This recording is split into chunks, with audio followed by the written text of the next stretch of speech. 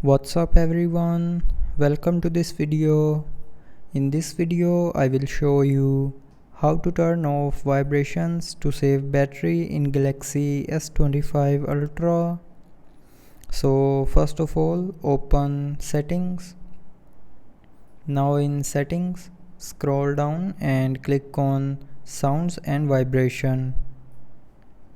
Now here, scroll down and click on system vibration option, and then you will see a system vibration intensity slider. So to turn off vibration, drag this slider to the left side, and after dragging this slider all the way to the left side, then the vibration will be turned off. So that's how you can turn off vibration to save battery on Galaxy S25 Ultra. So I hope you liked the video. Thanks for watching.